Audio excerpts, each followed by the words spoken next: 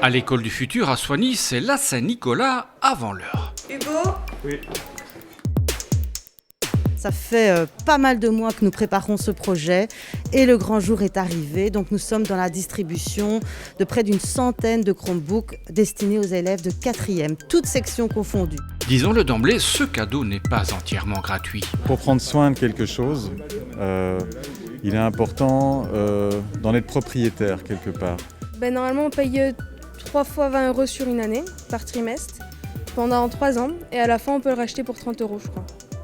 C'est une bonne affaire. Oui. Le projet tombe à pic en pleine crise du Covid, mais il est bien plus qu'un antivirus.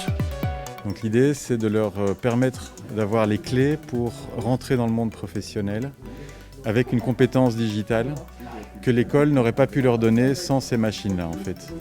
Du côté des élèves, on se réjouit de ce nouveau joujou. Qu'est-ce que tu espères que ça va t'apporter?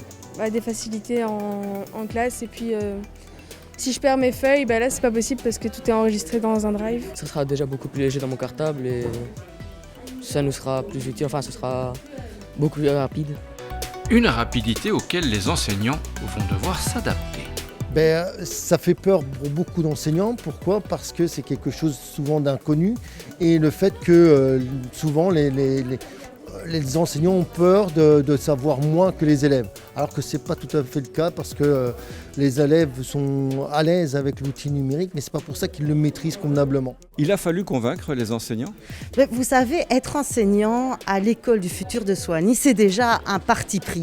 Et donc toute cette sensibilité aux outils numériques et aussi à cette lutte contre la fracture numérique, c'est quelque chose qu'ils portent en eux. L'idée, c'est que chaque prof vienne avec ses propres cours, ses propres scénarios pédagogiques, sa propre expérience, et cette expérience-là, ils sont en train de la créer. Moi, je mets un point d'honneur à ce que ce soit complémentaire, c'est-à-dire que moi, je veux absolument qu'ils continuent à écrire, à manipuler le stylo, donc par exemple, ne serait-ce que pour la dextérité, ne serait-ce que pour savoir écrire correctement, de solliciter d'autres mécanismes mentaux. Et c'est vrai que c'est une facilité de savoir qu'on va pouvoir mettre des livres en PDF et les cours en PDF. Ça, c'est certain, mais ça ne remplacera pas non plus le contact humain. Et puis, un ordinateur, ce n'est jamais qu'un outil. Tout dépend de ce qu'on en fait. C'est un des éléments qui permet de créer aussi de la motivation chez les élèves. Le fait d'avoir un outil qui les connecte à l'école et qui est assez proche finalement de ce que eux vivent au quotidien aujourd'hui. T'as pas peur d'avoir plus de boulot? Non, ça va. Enfin si quand même, parce que des fois ils nous envoient des messages le week-end.